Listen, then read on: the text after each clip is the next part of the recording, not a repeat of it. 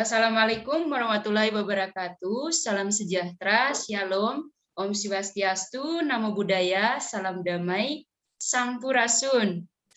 Perkenalkan, saya Suster Yolanda, RSCJ dari Kongregasi Hati Kudus Yesus, selaku host dan atas nama Panitia Halaqah Damai ke-50, yaitu webinar studi perempuan, mengucapkan selamat malam dan selamat datang di webinar ini dengan tema Perempuan dan Moderasi Beragama, Potensi dan Pengaruhnya di Masyarakat. Dan pada malam ini sudah hadir narasumber kita, Dr. Yeni Huryani, MHum, dari Prodi Magister Studi Agama-Agama Pasca Sarjana UIN Sunan Gunung Jati Bandung. Selamat malam Ibu Yeni, sekali lagi selamat datang di webinar kita. Selamat malam, Lola. Dan juga nanti akan datang narasumber kita satu lagi, yaitu Suster Geraldine Phillips, RSCJ, PhD dari RSCJ Indonesia. Akan datang semoga di akhir webinar ini nanti. Dan juga selamat datang dan selamat malam untuk moderator kita, Ayah Siti Nurhayati dari Pusat Paramadina Jakarta. Malam, Sisiola. Selamat malam, Ayah. Selamat berjumpa lagi. Juga saya mengucapkan selamat malam dan selamat datang untuk tim musik dari Komuji Indonesia. Halo. Kang Lutfi Pribadi dan juga akan datang Kang Firdaus Hadi. Yang sedang dalam perjalanan menuju ke studio ya, Lutfi. Yep. Dan juga secara khusus kami mengucapkan terima kasih atas kehadiran dan partisipasi dari Bapak, Ibu, Saudara-saudari yang sudah ada bersama kami di Zoom ini, baik yang sudah sering mengikuti webinar Halaqah Damai maupun yang baru bergabung pada malam hari ini. Kami juga sampaikan bahwa acara ini terselenggara atas kerjasama program Integritas Terbuka dari Kongregasi Hati Kudus Yesus RSCJ Indonesia dengan Fakultas Filsafat Universitas Katolik Parahyangan Bandung, Prodi Magister Studi Agama-Agama Pasca Sarjana UIN Sunan Gunung Jati Bandung, Prodi Magister Ilmu Al-Quran dan Tafsir Pasca Sarjana UIN Sunan Gunung Jati Bandung, dan Komuji Indonesia. Sebelum kita memulai diskusi kita pada malam ini, saya akan membacakan dahulu beberapa tata tertib webinar ini agar berlangsung dengan lancar dan aman. Pertama, webinar ini akan dimulai pukul 19 sudah lebih 5 menit dan berakhir pada pukul 21.30. Dan silakan Bapak Ibu rename akun Anda dengan format nama _ instansi Anda saat bergabung di ruang Zoom ini. Peserta dimohon untuk tidak mengaktifkan fitur mikrofon saat kegiatan webinar berlangsung. Peserta menuliskan kehadiran melalui kotak chat box dengan format nama _ asal daerah dan instansi Anda. Ketika webinar berlangsung, peserta dapat bertanya kepada narasumber dengan memanfaatkan kotak chat box Zoom dengan format nama _ asal daerah dan instansi dan juga pertanyaan Anda. Baik, Bapak Ibu, mari kita memulai webinar kita dan diskusi kita pada malam hari ini dengan menyanyikan lagu Indonesia Raya. Dipersilakan Pak Jia untuk share screen.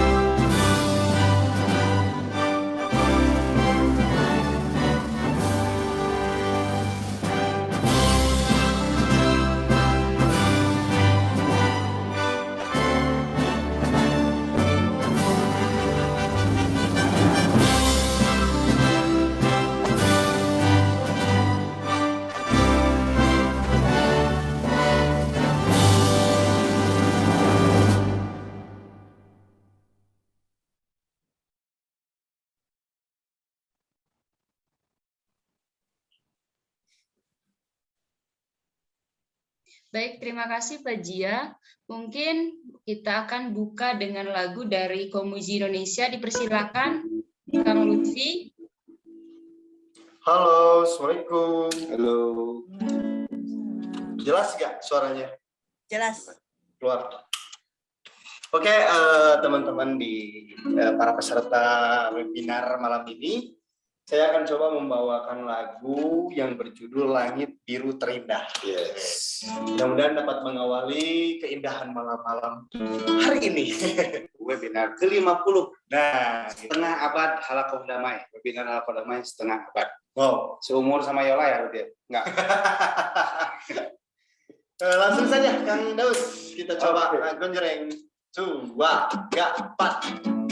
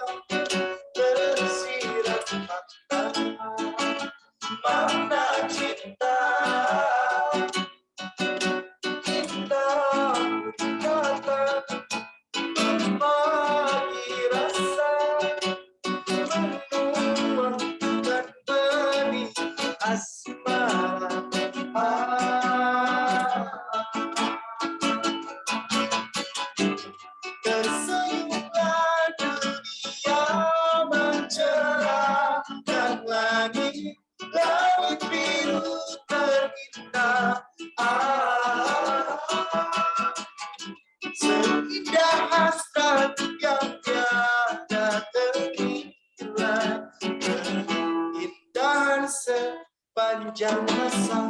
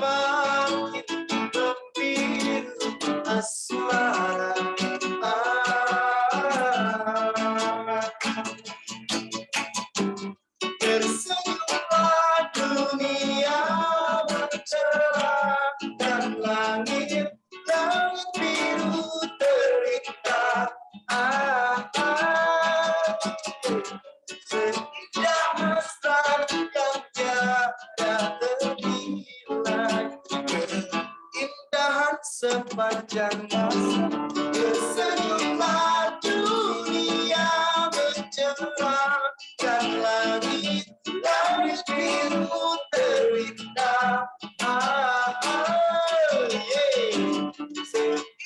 hasrat yang tiada terkira, indahan sepanjang masa.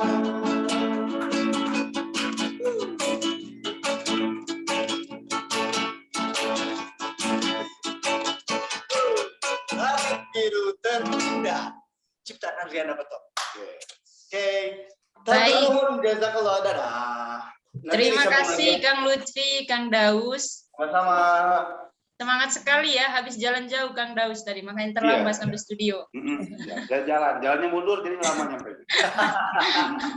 Baik, untuk waktu selanjutnya saya persilakan kepada moderator kita, Teh Aya, dipersilakan. Baik, terima kasih Sis Yola. Udah kangen sama Sis Gera soalnya. Nanti datang. Kita segera bergabung ya. Wah, luar biasa nih, kita nggak terasa ternyata Halaqah Damainya sudah ke-50, luar biasa. Sebelumnya saya mengucapkan salam terlebih dahulu. Assalamualaikum warahmatullahi wabarakatuh. Salam damai, salam sejahtera buat kita semua. Om Swastiastu, Namo Buddhaya, salam kebajikan. Biasanya ada satu salam lagi, itu teman-teman FKUB bilangnya salam kerukunan. Oke, terima kasih banyak buat rekan-rekan semua yang pernah hadir. Tadi juga sudah disampaikan oleh Sis Yola sebelumnya. Terima kasih buat kesempatannya.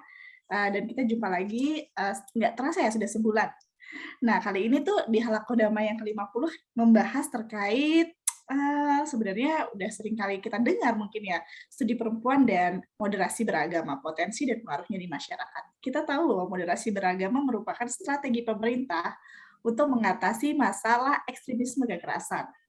Jika kita pikirkan gitu ya, seseorang telah dimoderasi, seseorang itu harusnya tidak mendukung adanya upaya-upaya kekerasan dan terorisme.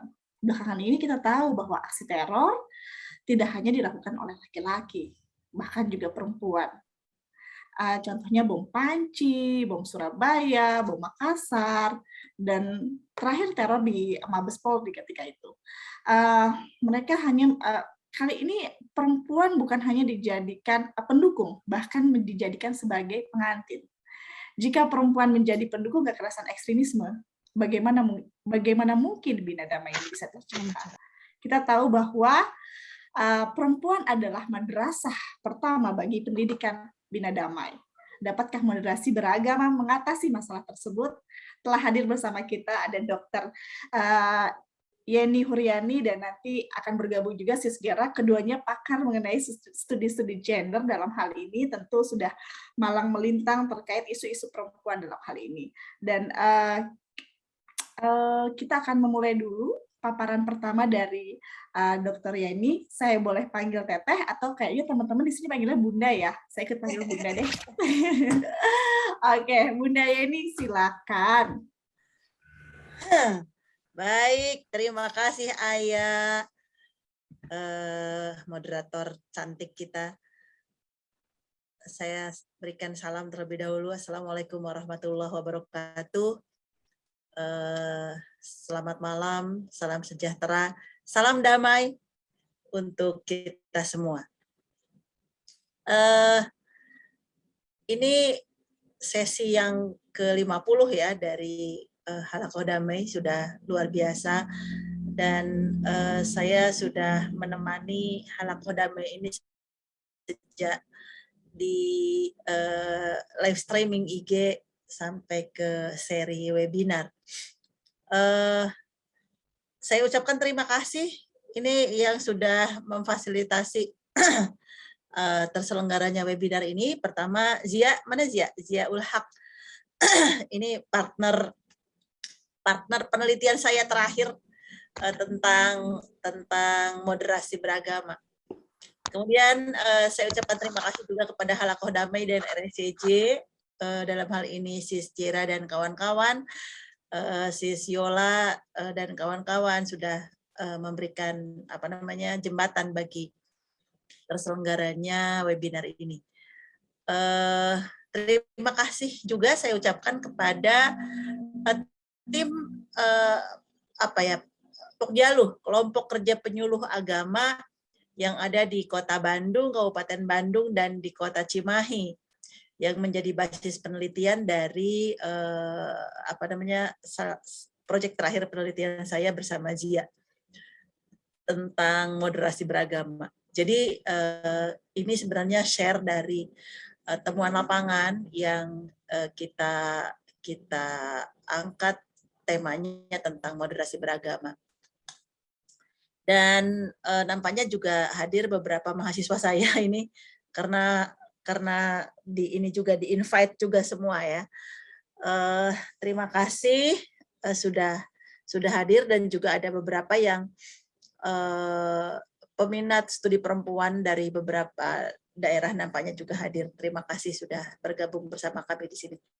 Baiklah, saya akan share screen. tentang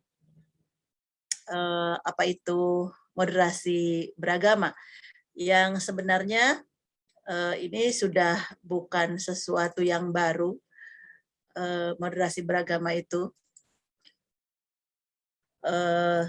ada banyak konsep tentang moderasi beragama, tetapi mari kita lihat sesungguhnya tentang moderasi beragama ini seperti apa.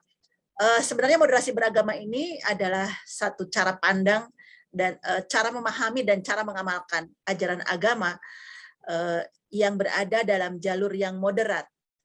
Moderat di sini dalam arti tidak berlebih-lebihan atau ekstrim.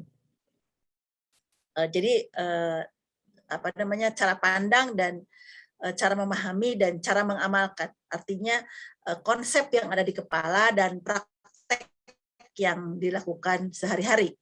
Itu yang disebut dengan moderasi beragama. Sebentar. Loncat-loncat ini.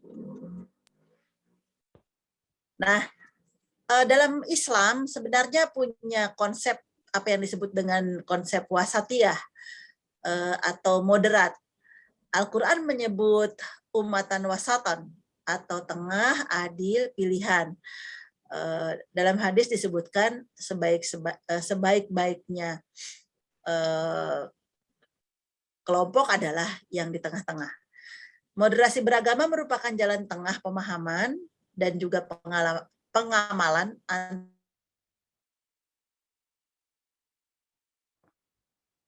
antara tataruf tasyadud, kiri pengamalan keagamaan, dan ekstrim kanan. Dalam pengamalan keagamaan, ekstrim kiri itu biasanya keras, ekstrim kanan itu liberal, sangat bebas. Nah, itu yang dicoba dijembatani dengan konsep wasatiyah atau moderasi ini. Jadi konsep wasatiyah itu adalah tidak berlebihan, tidak terlalu menyepelekan, tidak terlalu berlebihan. Jadi antara ekstrim eksklusif kebenaran tunggal dengan ekstrim semua benar. Gitu. Ada pandangan tentang agama seperti itu. Jadi moderasi atau wasatiyah itu lebih bertumpu pada menghindari absolutisme dan juga relativisme. Itu yang nampaknya ditampilkan dalam konsep wasatiyah itu. Secara umum moderasi beragama ini dipakai dalam konsep-konsep akidah, keyakinan, syariat, hukum-hukum, kemudian dan juga perilaku atau tasawuf. Anda dikenal ada Jabariyah, ada Qadariyah, ada Khawarij, ada Mu'tazilah. Itu aliran-aliran yang ada dalam pemikiran Islam. Dalam konteks kebangsaan, moderasi beragama terkait pada penguatan konsensus ideologi Pancasila, bagaimana Indonesia dilihat bukan negara agama, tetapi juga bukan negara sekuler.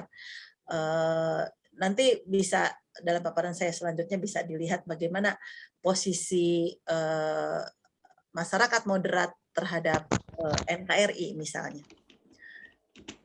Indikator moderasi beragama secara umum, yakni ini beberapa konsepnya muncul, ada tawasud, pertengahan, tasamuh, toleran, tawazun, seimbang, konsisten, tegas, dan berlaku adil.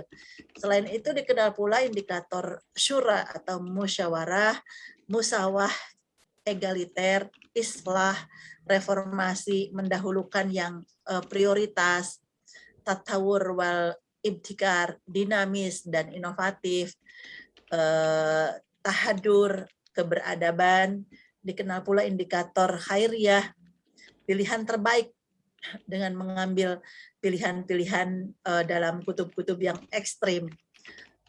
Kemudian ada juga rasional, menerima apa adanya, kemudian memelihara, meningkatkan nilai-nilai yang masih relevan di dalam masyarakat, mengambil atau mengupayakan nilai-nilai baru yang lebih relevan misalnya. Itu indikator-indikator moderasi. Kemudian moderasi sebagai sikap jalan tengah atau sikap keberagaman yang paling ideal, yaitu bagaimana posisi tengah melihat siapa yang di pinggir. Tidak kemudian yang di pinggir itu kemudian semakin dipinggirkan, misalnya gitu, yang di depan semakin didorong ke depan, tidak seperti itu. Bagaimana kita bisa melihat sisi radikal dan sisi liberal itu menjadi sebuah garis yang mau tidak mau harus dilihat secara berhadapan, tetapi bagaimana berada di tengah-tengah mencari jalannya. Nah, indikator radikal juga misalnya dalam sikap terhadap NKRI. Bagaimana kemarin misalnya ada apa ya? Ada lomba penulisan tentang hormat bendera misalnya gitu. Karena di kalangan masyarakat kita masih ada orang yang tidak berkenan menghormat bendera misalnya. Nah, bagaimana hubungan agama negara, bagaimana hubungan antar umat beragama, bagaimana hubungan internal umat beragama. Kadang-kadang kita melihat hubungan internal di dalam umat beragama itu lebih tajam gesekannya ketimbang misalnya hubungan antar umat beragama yang berbeda. Seringkali misalnya saya contohkan di kalangan umat Islam. Di kalangan umat Islam perbedaan barangkali sekarang sudah mulai tidak terlalu nampak ya, terlalu signifikan, misalnya perbedaan antara orang yang beribadah yang usoli dengan usoli mau sholat pakai usoli jadi keraskan, dan yang tidak usoli, yang usolinya di dalam hati misalnya. Dulu itu masih tajam perbedaan seperti itu. Sekarang sudah mulai tidak terlalu tajam. Atau sholat tarawih yang 23 rakaat dengan yang 11 rakaat misalnya, sampai masjidnya harus dibagi 2 misalnya itu. Itu contoh-contoh intoleransi misalnya.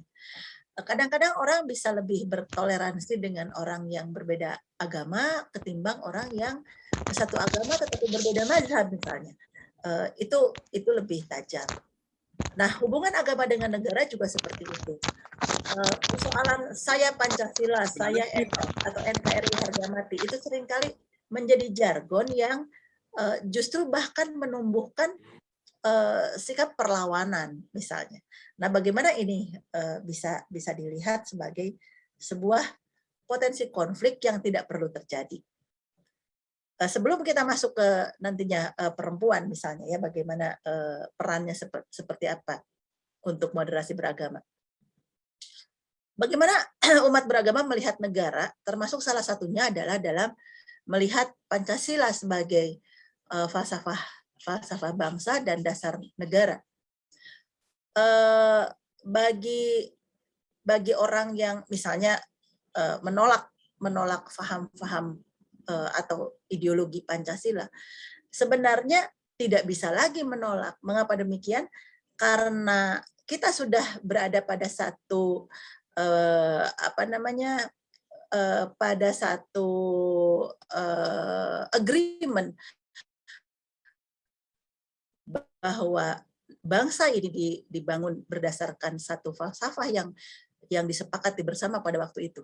Maka sebagai anak cucunya yang lahir belakangan dan lahir di tanah air Indonesia, mau tidak mau berada dalam agreement itu. Gitu. Jadi jika bukan berarti semuanya tidak berubah, tidak bisa berubah, bukan berarti itu adalah doktrin yang mutlak gitu ya. Bisa berubah tetapi melalui mekanisme bernegara tentu saja. Mekanismenya apa? Mekanismenya ya kontrak sosial. Bagaimana partai politik melakukan proses-proses politik untuk membuat kesepakatan bernegara. Jadi di luar itu, di luar proses-proses politik melalui partai politik yang sah, misalnya melalui perundang-undangan yang berlaku, itu tidak bisa dilakukan. Seperti itu.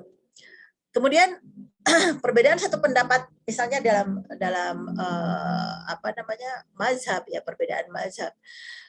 Ini juga bagaimana melihat dilihat sebagai sebuah kekayaan hasanah pemikiran, tidak bahwa satu doktrin itu hanya bisa difahami melalui berbagai jalur penafsiran. Tanpa penafsiran kita tidak bisa memahami atau tidak bisa menghampiri kebenaran.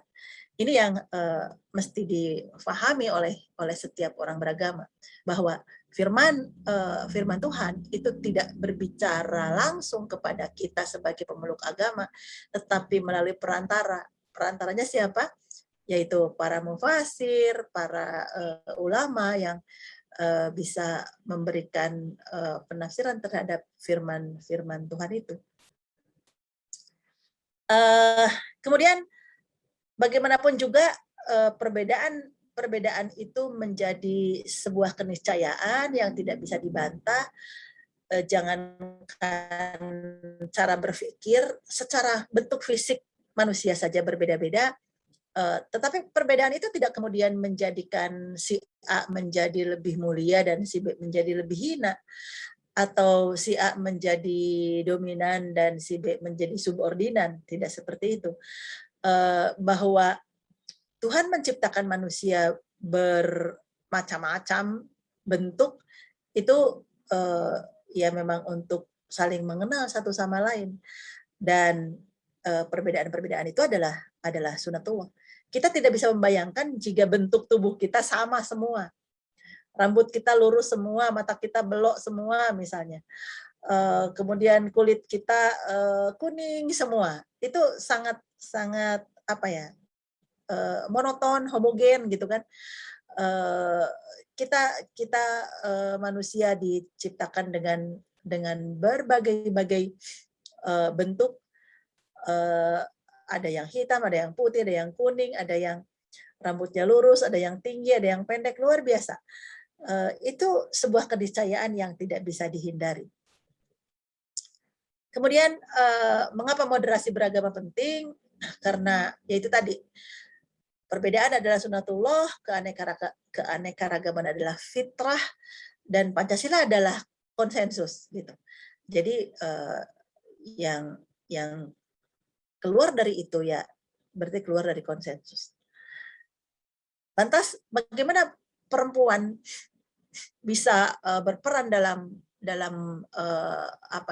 menyebarkan paham yang lebih moderat dalam beragama? Ada dua peran strategis perempuan yang bisa diambil, yaitu peran di ranah domestik, fungsi nurturing, dan di ranah publik, fungsi transforming. Fungsi nurturing bagaimanapun juga seperti yang tadi moderator sudah sempat singgung sedikit, bahwa perempuan menjadi al-madrasatun ula di dalam keluarga. Perempuan adalah madrasah pertama dan utama di dalam keluarga.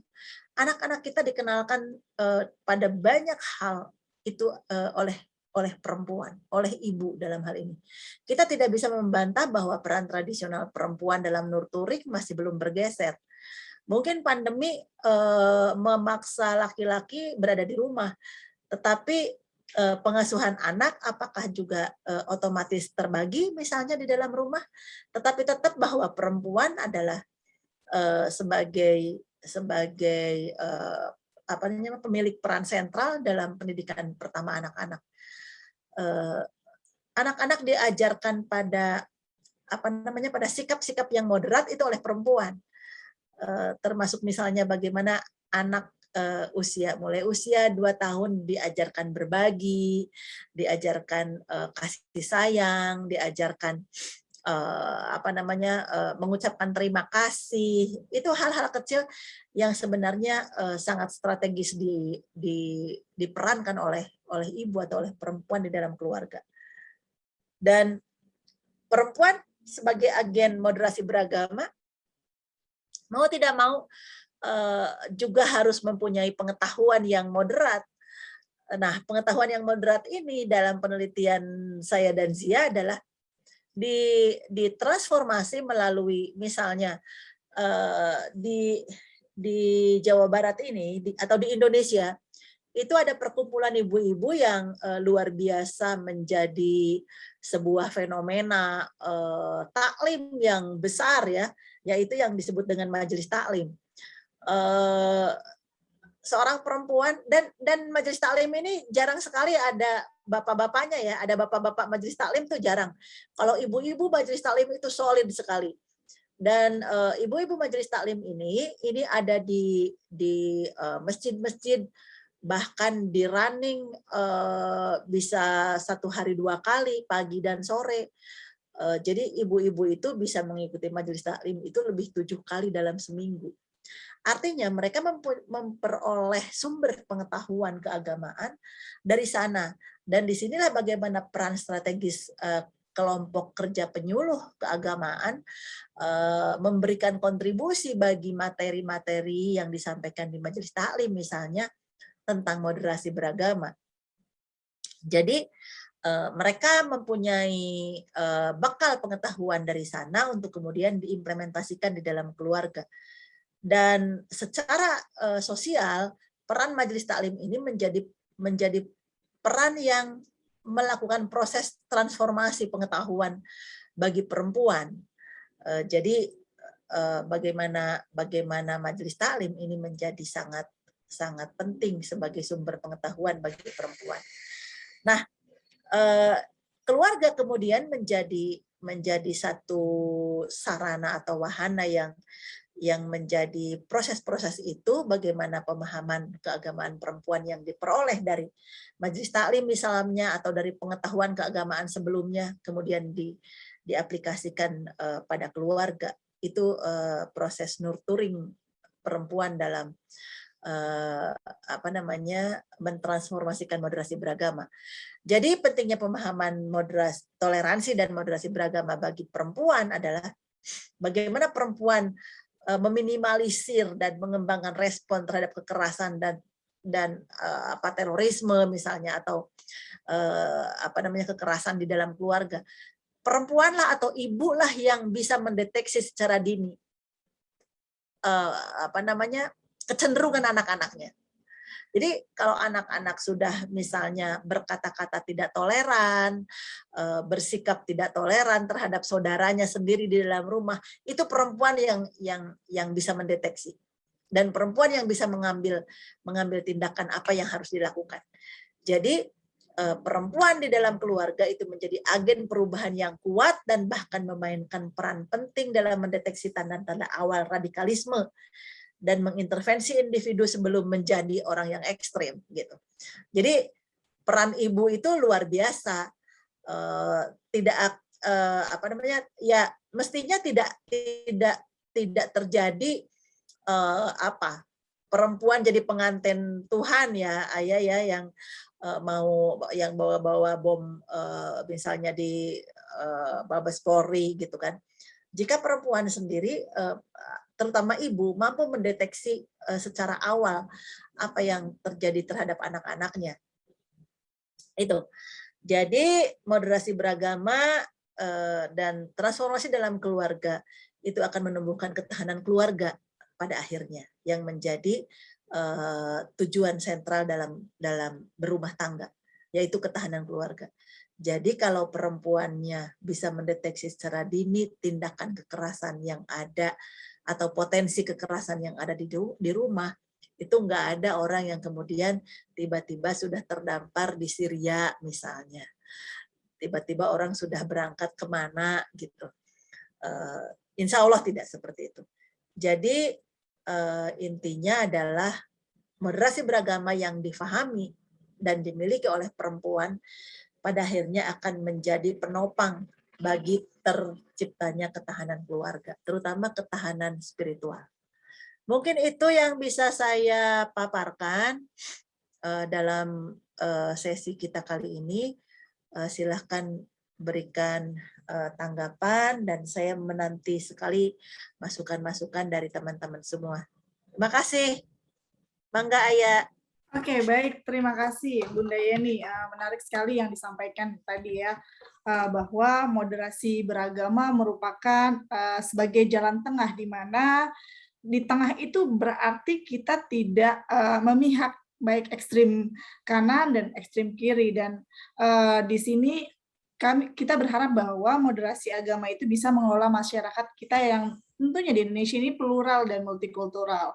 Tapi bagaimana sih sikap atau prasyarat apa sih yang perlu dimiliki ketika kita harus memiliki sikap moderat? Yaitu tadi mengakui keberadaan pihak lain, memiliki sikap toleran, dan memiliki penghormatan atas perbedaan dan tidak memaksakan kehendak, ya, paling penting, dengan cara apapun, yaitu cara kekerasan terutama.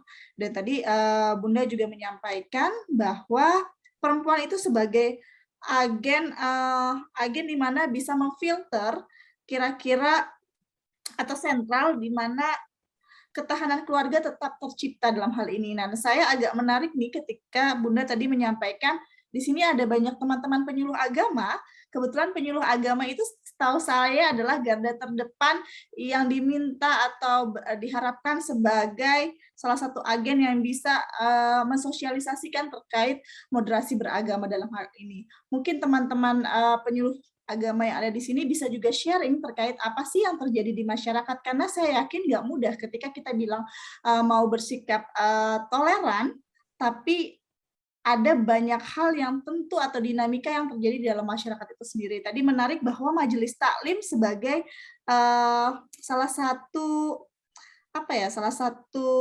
kelompok masyarakat yang kita bisa bilang wadah untuk mentransformasi pengetahuan, ya Bunda, dalam hal ini. Oke, baik teman-teman, mungkin buat teman-teman jika ada pertanyaan silakan menuliskan di chat room atau bisa juga menggunakan raise hand. Sebelum lanjut kepada pertanyaan yang ada, Bunda, saya mau bertanya, kira-kira hal-hal apa saja yang penting gitu ya sebagai perempuan ketika misalnya kita tahu bahwa ada upaya-upaya kekerasan yang terjadi di dalam rumah.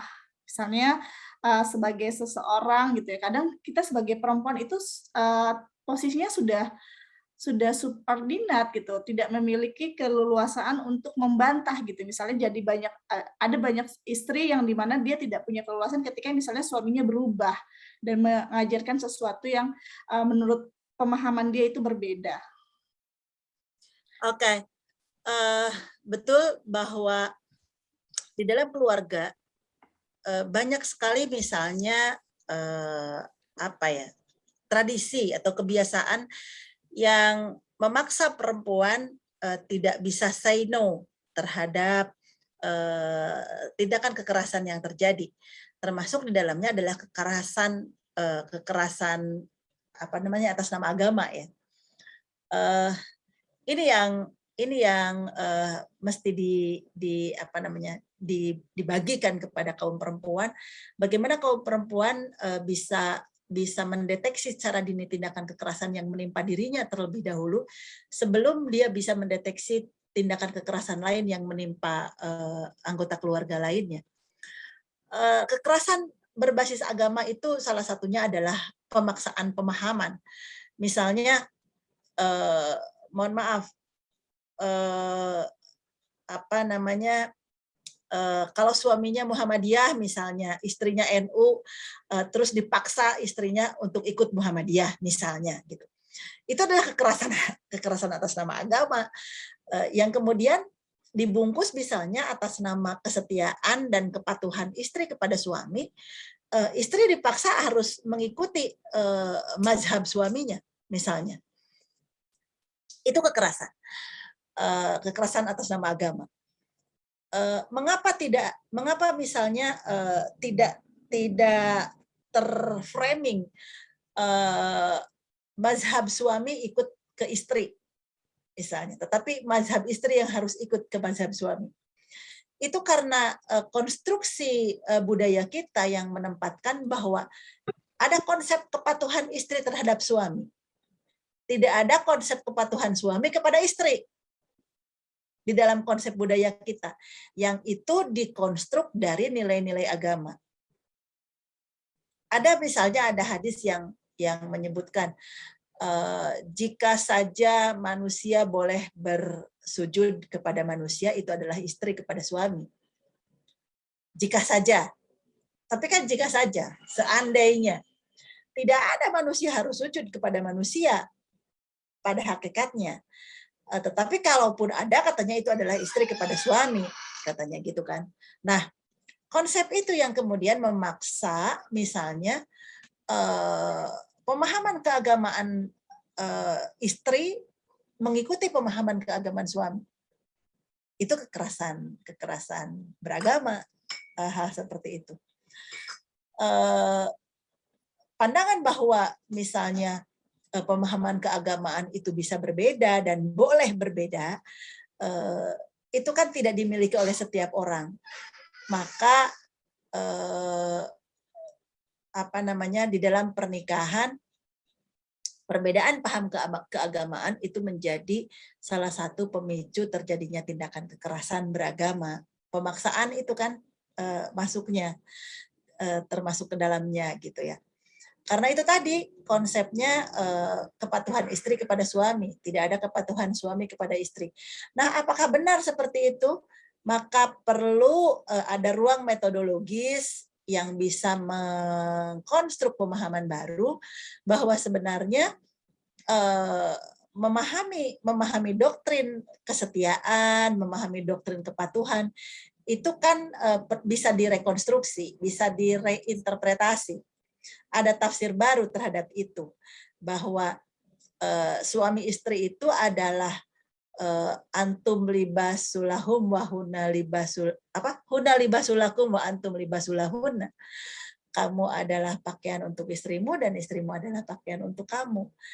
Saling berarti bukan hanya istri menjadi pakaian bagi suami, tetapi juga suami menjadi pakaian bagi istri.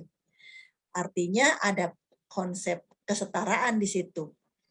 Kalau ada konsep kesetaraan, berarti kalau ada konsep kesetiaan istri terhadap suami, berarti ada juga konsep kesetiaan suami kepada istri. Gitu. Dan di situ saling. Nah, ketika pemahaman saling ini muncul, maka tidak ada lagi praktek pemaksaan terhadap paham keagamaan yang berbeda. Misalnya itu. Jadi, pergaulan atau relasi suami istri yang sehat adalah relasi yang seimbang untuk menghindari terjadinya tindakan kekerasan meskipun itu atas nama agama. Mungkin itu, Ayah. Oke, baik Bunda. Terima kasih buat responnya. Oke, baik. Ini sudah ada beberapa pertanyaan. Tapi sebelumnya saya mau menyapa dulu. Di sini ada Kang Dodi. Saya manggilnya bisa Kang Dodi di Halakoh. Mungkin teman-teman manggilnya Bapak ya. Kang Dodi Estruna. Halo Kang Dodi, Assalamualaikum. Wah, kebetulan masih. Kang Dodi, come on, disapa Ayah. Sudah lama tak jumpa gitu kan. Oke, mungkin masih mempersiapkan sesuatu mungkin ya. Oke, terima kasih Kang Dodi yang sudah bergabung bersama kami di sini. Makin banyak ya Teh ya atau Bunda ya yang bergabung. Jadi nggak hanya perempuan saja. Sebenarnya isu ini juga tentu buat teman-teman yang punya konsentrasi di bidang dengan ini dan terus menyebarkan hal ini tentu sangat baik. Oke, sebelum saya bertanya halo Kang Dodi, ya. Apakah terhubung? Hadir. Hadir. Kumaha Dama? Baru bisa bergabung. Alhamdulillah. Aduh, ini sudah yang ke-50. Senang. Lanjut aja. Mendengarkan tadi. Oh, mendengarkan. Kalau kita komentar boleh dong Kang ya nanti ya. Nanti. Siap. Ini kan yang lain, saya kan sering. Saya menyimak. Oh, baik, terima kasih. Ini kan guru saya. Tentu ini kedua guru yang sangat hebat pastinya. Saling menginspirasi. Oke, Kang Dodi, terima kasih banyak. Nanti saya sapa lagi ya, Kang ya. Colek-colek dikit boleh ya, Kang? Oke, terima kasih. Alhamdulillah Kang Dodi sehat. Oke, di sini sudah ada yang raise hand. Sebelum saya bacain ada pertanyaan. Kang Ucup Patudin. Kang Ucup mau bertanya langsung? Kang Ucup Patudin Al-Ma'arif. Oke, ini ada kameranya nggak, Kang? Ada, tapi saya sedang double screen nih di rumah ada Oke, dua. baik. Kalau Bentar. gitu, silakan. Biar langsung bertanya Bunda nih.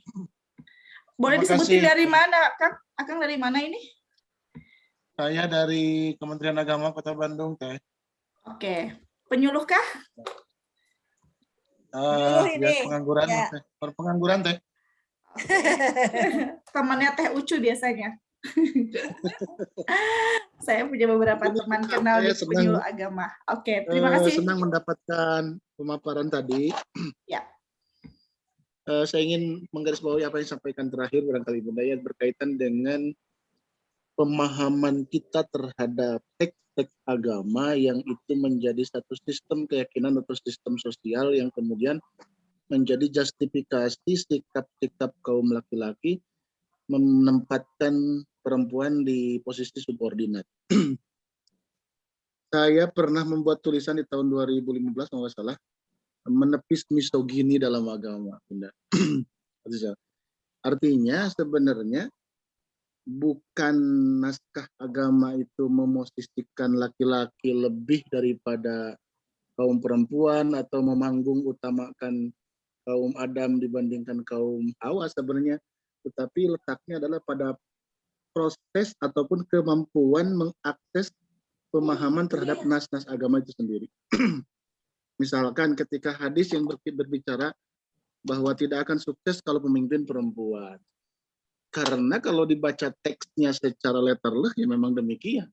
Tapi kalau dilihat setting sosial ketika Rasulullah menyampaikan sabdanya itu juga akan lain maknanya kalau kita melihat setting sosial ataupun kondisi sosiologis pada saat beliau bersabda seperti itu. Pun demikian tadi misalkan yang disampaikan oleh Bunda, seandainya misalkan boleh manusia menyembah manusia yang lain, maka akan perintahkan perempuan itu menyembah suaminya. Kalau kita maknai secara harfiah, mengerikan juga sebenarnya ya. Tapi kalau misalkan kita letakkan pada kondisi bagaimana saling memuliakan antara hubungan laki-laki dengan perempuan, suami dengan istri dan sebagainya, kita punya banyak kaidah misalkan. Dalam kaidah usul fikih ada yang disebut dengan mafhum muwafaqah, mafhum mukhalafah. Jadi tidak bisa misalkan satu redaksi agama itu tidak bisa. Kurang elegan kalau redaksi agama itu hanya dimaknai secara dohirnya saja atau secara harfiah saja. Jadi ada indikasi lain yang menyertai nas agama itu baik Quran ataupun hadis misalkan yang kita temukan bahwa nuzulnya ayat itu, wurudnya ayat hadis itu juga harus dikaji oleh kita semuanya. Nah saya kira misalkan di Halaqah Damai ini mudah-mudahan menjadi ruang betapa misalkan isu-isu yang menjadi concern di kajian mutasi ataupun apa namanya tadi Bunda menyebutkan ada natur-nurtur dan lain sebagainya, feminisme dan lain sebagainya, itu membuat kita lebih sabar membuat list satu persatu misalkan ya Bun ya, bahwa isu yang banyak menempatkan kaum perempuan atau kaum ibu di posisi subordinat ini misalnya. Padahal kalau kita gunakan misalkan perspektif ini, memahami ayat hadis ini baiknya seperti ini supaya tidak terkesan bahwa laki-laki itu di posisi dominan kemudian perempuan di posisi subordinat. Saya kira itu Bun. Ini kebahagiaan saya, mudah-mudahan saya diajak bergabung di ruang ini, di Halaqah Damai ini, banyak ilmu, banyak pengalaman, banyak asupan gizi-gizi yang luar biasa dari Bunda dan pemateri lain. Tadi juga ada Pak Dodi dan sebagainya. Mudah-mudahan nanti bisa saya banyak belajar. Kami di lapangan, Bunda, di Kementerian Agama sangat membutuhkan ini karena literasi tentang moderasi, literasi tentang kesetaraan dan sebagainya itu kalau didekati dengan cara pendekatan formal birokrasi terlalu rigid lah. Tapi kalau misalkan di ruang-ruang diskusi seperti ini, insya Allah akan banyak hal yang bisa kita transferkan ke masyarakat. Terima kasih ala kulli hal, terima kasih atas kesempatan bergabung, juga ikut menyampaikan isi hati saya. Terima kasih Bunda, terima kasih Teteh moderator. Oke, Assalamualaikum baik. warahmatullahi wabarakatuh. Waalaikumsalam warahmatullahi wabarakatuh. Terima kasih Kang Ucup Patudin atas testimoni yang disampaikan. Tentu ini menjadi suplemen ya, suplemen yang disampaikan oleh Kang Ucup bahwa narasi-narasi inklusi sosial ini penting sekali gitu diterima, karena kita sering sekali memaknai moderasi ini tentu menjadi hal yang menjadi hal yang bias ketika misalnya tidak dibarengi dengan narasi-narasi inklusi sosial, di mana kita tentu di tengah masyarakat selalu berupaya untuk melakukan hal-hal yang sangat bisa diberi ruang ya, di mana kita bisa saling tetap berkolaborasi dalam hal ini dan menerima perbedaan yang ada. Karena tentu tadi Teh Bunda Yani menyebutkan seringkali sulit ketika misalnya kita mengelola perbedaan di dalam atau di intraagama itu sendiri. Kalau misalnya di luar agama tentu toleransi itu bisa terjadi, tapi kalau ketika di intraagama itu agak sulit karena ada beberapa kasus tentunya yang sudah terjadi di dalam masyarakat. Oke, Bunda, ini ada yang bertanya di sini di chatroom dulu ya sebelum Kang Balius dari Unpar. Saya mau bertanya, apa tanggapan Bunda tentang pandangan Taliban tentang perempuan di ruang publik? Apakah ada ruang moderasi beragama dalam pandangan keagamaan tersebut? Taliban ya? Iya, makanya Taliban. Lagi naik daun karena kasus Afghanistan. Ya, kalau kita melihat dari masa lalu ya, saya tidak bisa memprediksi ke depan ya. Kalau kita melihat dari masa lalu bagaimana praktek politik yang dilakukan oleh misalnya Taliban di Afghanistan terhadap kaum perempuan, yang terakhir adalah menarik perempuan-perempuan yang bekerja di perbankan untuk pulang. Nggak boleh ngantor. Itu ya setiap negara tentu berbeda-beda ya ininya tuntutannya, kondisinya juga berbeda-beda. Jadi kalau saya melihat Taliban karena baru saja terjadi, saya tidak bisa ngomong. Praktek yang mereka lakukan kemarin mungkin sebelum reformasi yang mereka lakukan terhadap tubuh Taliban sendiri, saya dengar ada reformasi yang mereka lakukan di dalam tubuh Taliban sendiri, termasuk yang terpilih kemarin itu adalah dari kelompok moderat. Mari kita lihat ke depan bagaimana mereka memberikan melakukan kebijakan terhadap posisi kaum perempuan di ranah publik.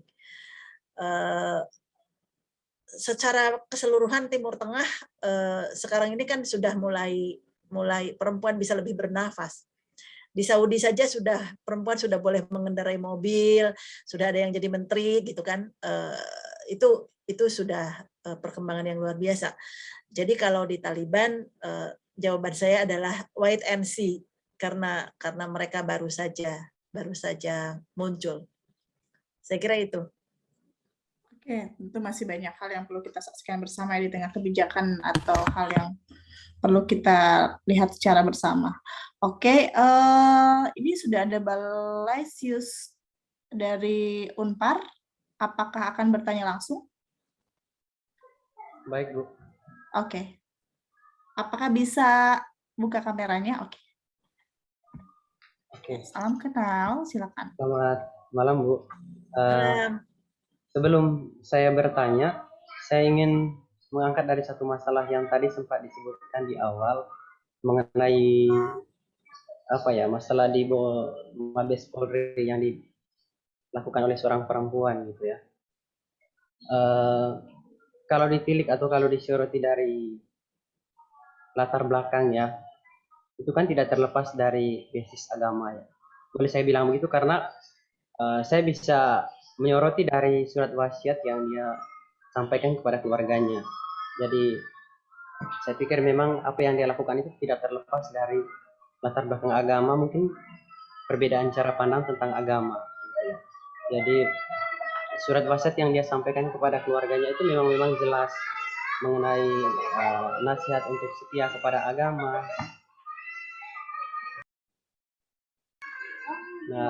nasihat untuk setia kepada agama, terus tidak termudah untuk mengikuti provokasi yang terjadi oleh agama-agama lain itu kalau disoroti. Tetapi kalau saya korelasikan dengan pemikiran dari John Paul ya dalam bukunya, saya juga terinspirasi dari bukunya itu.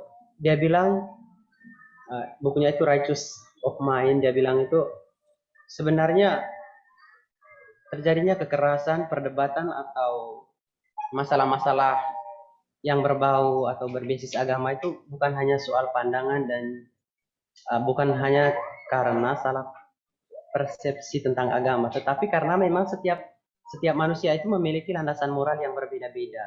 Contohnya landasan moral mengenai konteks agama. Dalam agama tersendiri dia sebut bahwa itu ada nilai sanctity yang memandang sesuatu itu baik.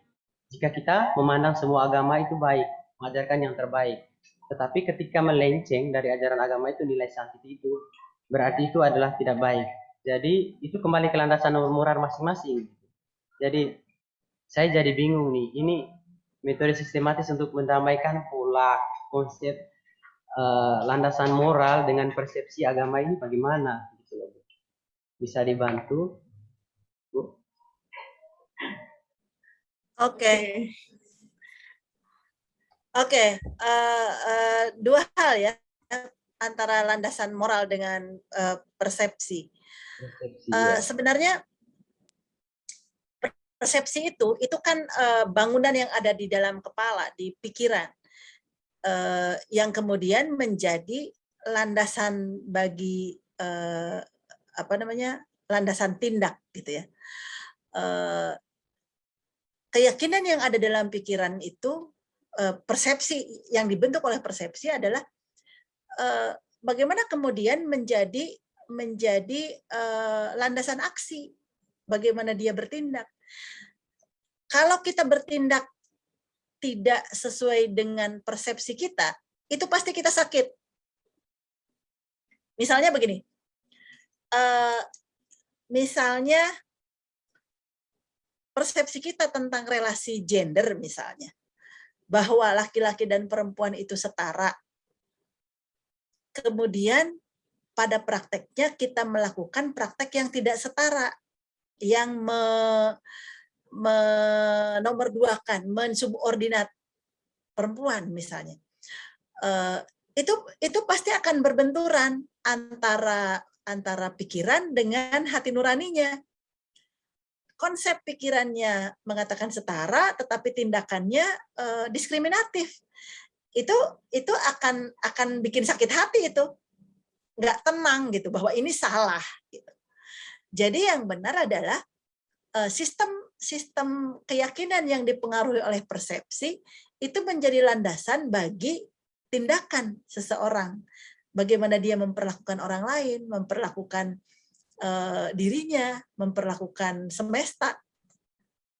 Jadi itu sebabnya bagi saya misalnya ilmu kalam itu atau teologi itu bukan sesuatu yang fosil masa lalu, bukan. Teologi adalah sesuatu yang masa kini, di sini dan sekarang.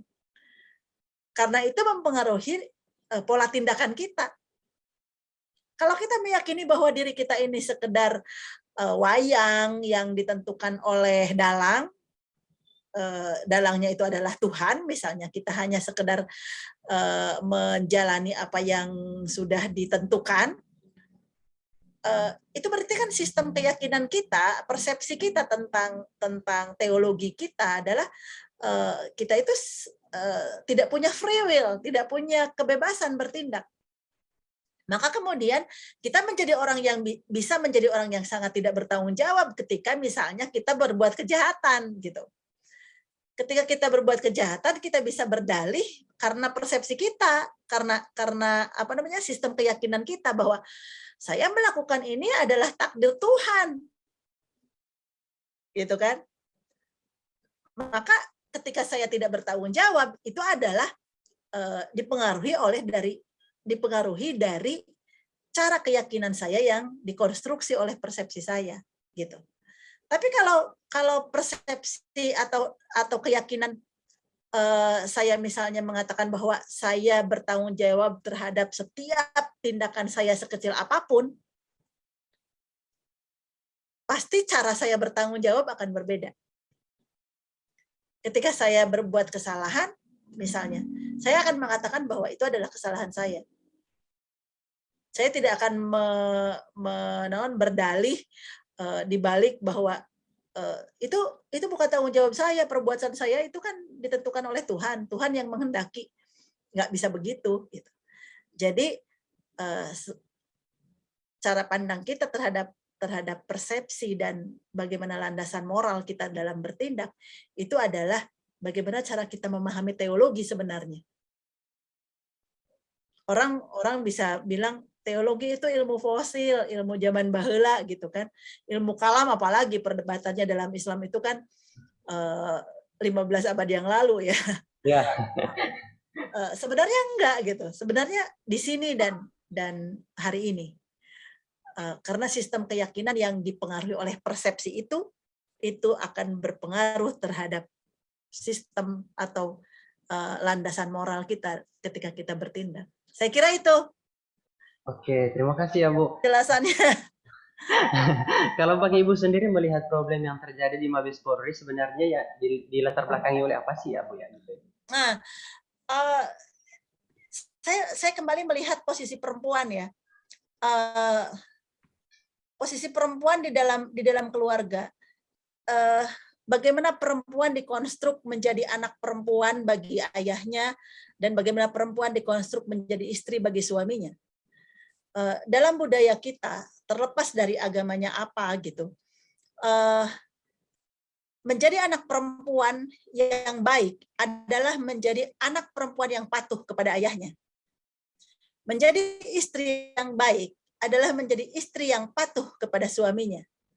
Nah, konstruksi-konstruksi pemahaman keagamaan di dalamnya juga adalah bagaimana membentuk perempuan menjadi sosok yang patuh.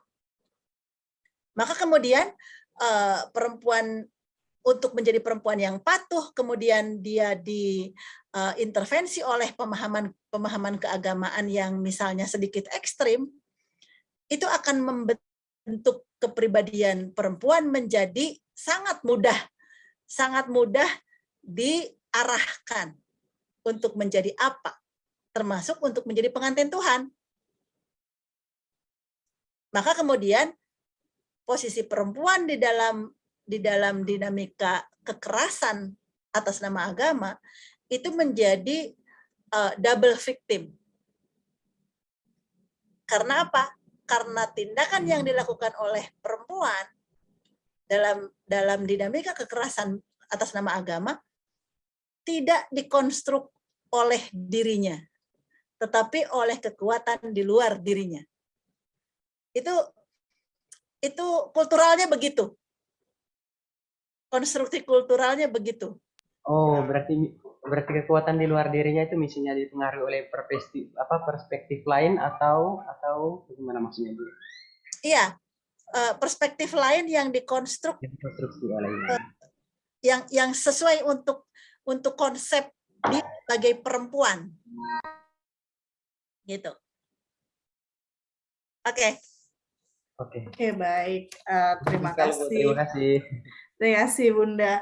Memang perempuan itu agak susah ya ketika misalnya kita tahu bahwa perempuan selalu diikat oleh budaya patriarki dan konstruk sosial yang di luar dirinya, sehingga kita sendiri susah banget memilih apa yang harus atau yang mau kita lakukan. Oke, sambil Bunda beristirahat sejenak dan kita sambil mengendapkan dulu apa yang sudah disampaikan oleh Bunda, kita akan mendengarkan sebuah lantunan dari teman-teman Komuji. Firdaus ya, Firdaus kemana aja? Ya, lawas. Bu Yani belum pernah ke sini lagi, ke RSCJ, belum pernah ke Komuji lagi. Udah lama. PPKM. Komennya dia udah beres. PPKM level 7. Oke. Sebelah. Apa ini lagunya, Kang? Ya. Judul lagunya Evelyn, please. Evelyn. Jadi karena semua temanya wanita. Ya. Judulnya apa? Evelyn. Oh bukan Yeni please gitu. Oh bukan. Itu mah nanti kalau aku butuh uang. Evelyn dan Evelyn, please. Nah, Evelyn, please judulnya. Ayah please. Ayah please. Ya, please. Go.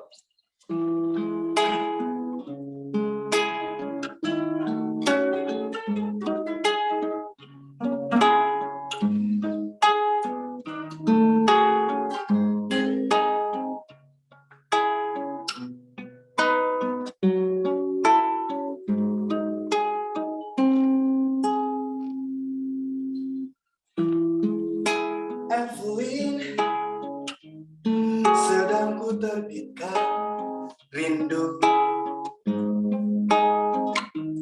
dari ceruk hati abu-abu memahat erat wajahmu.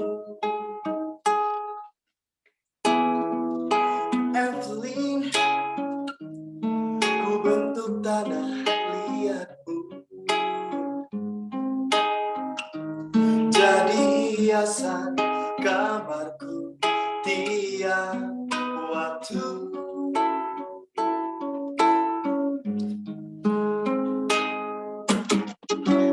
Evelyn, please, hirup suara seperti tasbih yang melamunkanmu. Evelyn, please, hembuskanlah ke dalam kalimatmu.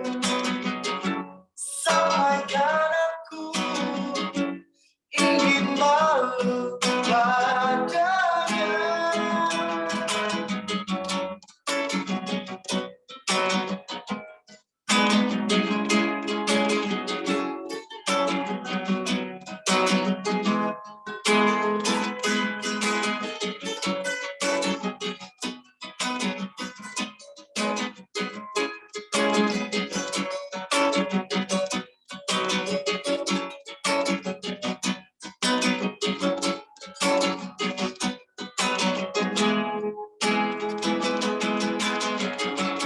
Evelyn, please, hirup suara seperti tasbih yang melamunkanmu. Evelyn, please, hirupkanlah aku ke dalam kalimatmu. Sampaikan aku ingin malu padanya. Evelyn, please, hirup suara seperti tasbih yang melambungkanmu. Evelyn, please, hembuskanlah aku ke dalam kalimatmu. Sampaikan aku ingin malu padanya. Evelyn, please, Evelyn, please, Evelyn, please, please, please, Evelyn, Evelyn, please, Evelyn, Evelyn, please,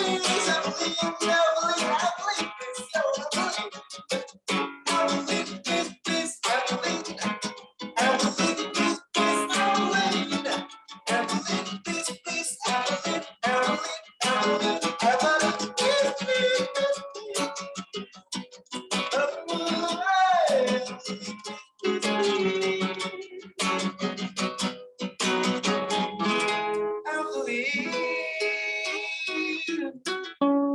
sedang ku terbitkan rindu. Terima kasih. Atur nuhun. Terima kasih. Sami. Ini kenapa Evelyn ya? Sebenarnya kalau ini Kenapa nggak item gitu kan di Bandung? Kenapa? Tadinya mau bikinnya centin tadinya. Bisa centin please, tapi gak enak. Nggak enak, nanti sangkanya mesen nasi goreng nanti nyangkanya. Ya, terima kasih semuanya. Ya. Oke, baik. Terima kasih Kang Lutfi dan Kang Daus. Sama-sama, Ini Pak, sesuatu yang luar biasa memang kalau di halakoh tuh selalu ada musik ya. Ya. Sebagai salah satu alarm buat kita untuk rehat sejenak. Ya, mungkin tadi teman-teman ada yang mau ambil minum dulu. Sebagai salah satu bid'ah, Mbak ya. Sebagai salah satu bid'ah yang bid'ah ya. Oke, kami masih membuka kesempatan loh buat teman-teman yang ada di sini, Sobat Damai, kalau yang mau ada pertanyaan sebelum berakhir. Tapi saya mau tanya lagi nih ke Bunda. Tadi kan Bunda menyebutkan terkait penelitian yang disampaikan ya. Saya agak sedikit menggelitik gitu lah. Karena kebetulan saya punya kerja bareng dengan teman-teman penyuluh agama, dalam hal ini dengan Bimas Kementerian Agama Republik Indonesia dalam hal ini, untuk penguatan kapasitas pemberi karena teman-teman penyuluh agama ini kan garda terdepan dalam hal ini, tapi banyak hal-hal yang dihadapi gitu ya di dalam masyarakat yang tentu lebih dari sekedar teks itu sendiri. Nah, saya mau bertanya kepada Bunda. Kita tahu bahwa moderasi beragama tadi yang sudah dijelaskan dengan sangat baik bahwa merupakan perspektif keberagaman yang tidak memihak kanan dan kiri, tidak memihak aliran konservatif dan aliran liberal, berada di tengah-tengah. Namun bagaimana kita mencari cara kita mencari titik temu untuk menjadi umat yang moderat dalam hal ini. Tapi pada prakteknya banyak kelompok yang memiliki pandangan yang tidak moderat dan tersisihkan dalam hal ini. Sebagai salah satu kasusnya, kebetulan saya pernah diskus bareng dengan teman-teman di satu wilayah di Kota Malang, kalau nggak salah, itu terkait adanya ex-HTI.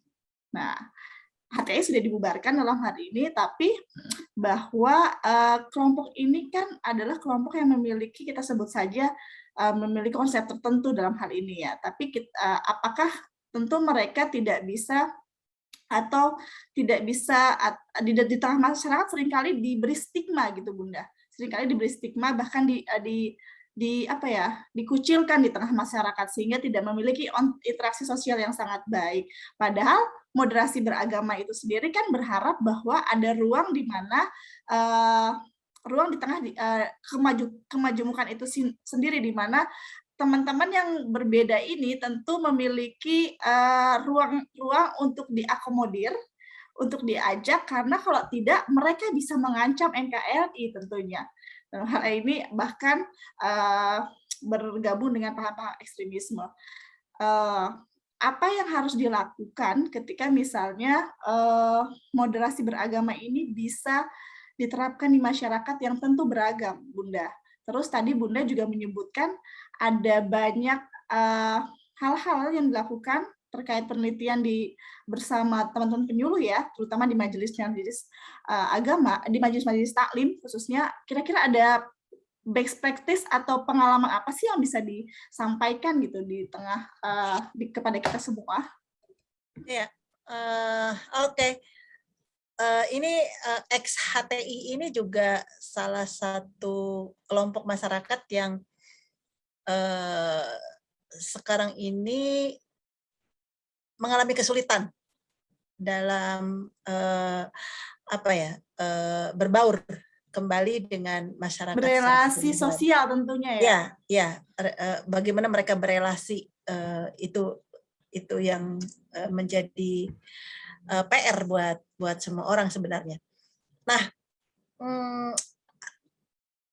kalau saya melihatnya dari sisi perempuan, justru anggota HTI yang perempuan itu bisa lebih mudah diakomodir oleh perempuan lain di masyarakat. Karena apa? Karena perempuan itu mempunyai sistem relasi yang berbeda dengan laki-laki. Perempuan itu bisa lebih mudah mengajak perempuan yang lain terlibat di dalam berbagai kegiatan. Dan perempuan di dalam komunitas masyarakat itu banyak sekali kegiatannya. Mulai dari arisan RT misalnya gitu ya. Arisan RT, kegiatan RT, ada misalnya dan ada posyandu, gitu posyandu, stunting, ya, gitu ya. ada penanganan pemberian gizi, ada kursus-kursus keterampilan yang di-running di tingkat RT. Itu banyak sekali yang memungkinkan anggota HTI, ex-HTI yang perempuan itu bisa diraih oleh kelompok perempuan lain masuk pada berbagai kegiatan sosial maupun keagamaan.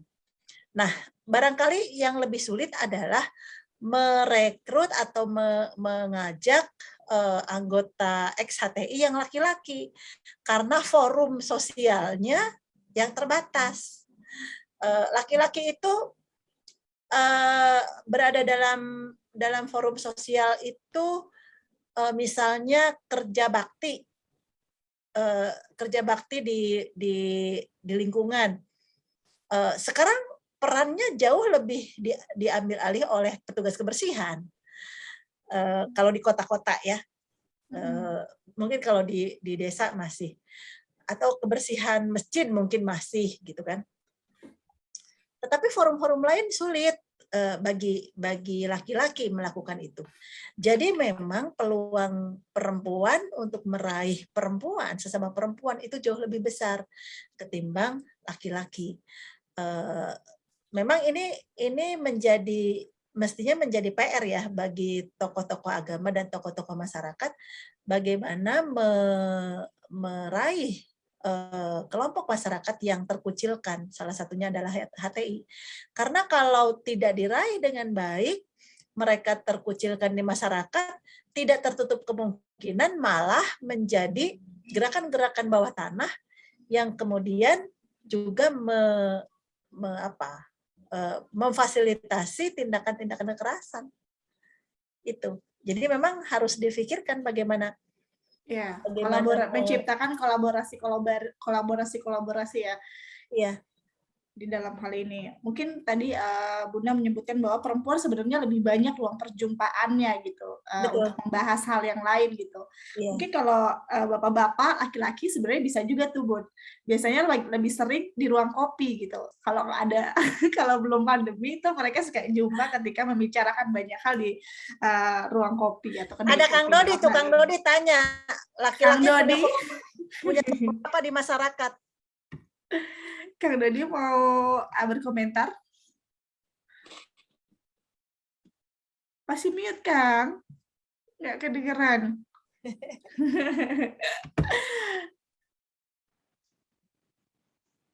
Lanjut. Kita mau komentar sebagai laki-laki dalam hal ini. Laki-laki punya forum apa di masyarakat, Kang Dodi? Banyak klub ya, harusnya klub sepak bola. Banyak ruang-ruang perjumpaan dalam hal ini. Kang Dodi mau berkomentar atau masih mau menyimak?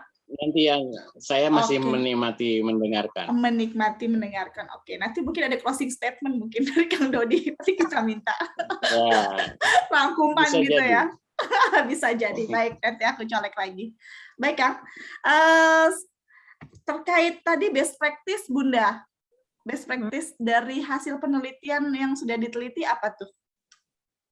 Kira-kira yang bisa disampaikan? Ya, sebenarnya pemahaman tentang moderasi beragama itu sendiri juga tidak spesifik ya, terutama yang diangkat dari kelompok kerja penyuluh agama ini. Di antara pandangan-pandangan yang keluar dari para penyuluh agama ini itu masih sangat tipis, masih sangat belum mendalam gitu ya. Padahal mereka sebenarnya seperti yang tadi Ayah bilang adalah garda terdepan bagi pemberian framing tentang moderasi di masyarakat.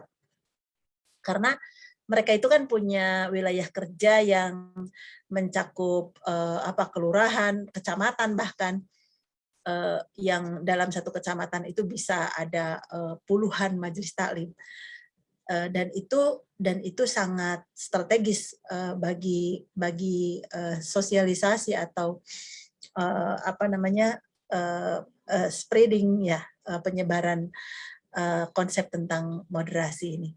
Dan nampaknya kita juga akan menunggu di Kemenag secara teknis seperti apa pemahaman moderasi beragama yang lebih teknis di masyarakat. Karena kalau kita mengukur pemahaman atau persepsi masyarakat tentang moderasi beragama, itu juga harus ada indikatornya. Maka indikator-indikator itu yang nanti diturunkan oleh para penyuluh itu di kalangan majelis taklim, sehingga dari majelis taklim itu kemudian tertransformasi ke masyarakat. Jadi kalau ukurannya tentu saja muncul lagi atau tidak tindakan radikalisme atas nama agama di masyarakat kita. Kalau itu tidak muncul berarti pemahaman tentang moderasi beragama itu sudah lebih baik terhadap masyarakat. Oke, mungkin teman-teman penyuluh agama memang ini tugasnya luar biasa ya, karena saya yakin teman-teman penyuluh agama ini kerjanya tidak office hour gitu, tidak seperti teman-teman yang ada di sini gitu. Yeah. Setiap ada hal konflik atau hal-hal sederhana, selalu teman-teman penyuluh agama inilah yang akan menjadi ruang untuk konsultasi, untuk mendamaikan atau menenangkan masyarakat dalam hal ini. Oke, terima kasih Bunda. Ini ada, di sini sudah bergabung juga Haji Amin dari Kemenak Kota Bandung. Mungkin Haji Amin bisa mendengar suara saya dengan baik. Kalau bisa boleh dibalas. Nanti saya minta komentarnya. Mungkin teman-teman Kemenak Kota Bandung ini sudah bisa menyampaikan apa sih yang sudah dilakukan dalam hal ini, upaya untuk untuk mensosialisasikan. Saya yakin sudah banyak sekali yang dilakukan dalam hal ini. Nah, tadi Sis Yola sempat raise hand mau bertanya atau kepencet nih? Beda-beda tipis. Boleh. Mau bertanya. Oke, silakan. Baik, Bunda Yeni, terima kasih banyak. Tadi menarik sekali karena tadi sempat membawa kepada dunia pendidikan ya, secara khusus pendidikan karakter. Dan di sini juga memang kita tahu bahwa seorang ibu mempunyai peranan yang sangat penting di dalam keluarga, secara khusus dalam membentuk pribadi-pribadi generasi muda, karena seorang anak kan mulai pertama mendapat pendidikan itu dari seorang ibu, karena dia ada dalam rahim ibu. Jadi ini sangat penting bahwa perempuan mempunyai peran yang sangat penting di dalam keluarga. Dan di keluarga, perempuan merupakan benteng dan pendidik bagi anak-anaknya. Di bidang pendidikan, perempuan dengan jumlah yang besar menjadi potensi tenaga kerja dan SDM yang berkualitas jika pendidikannya dikelola dengan baik. Dan ini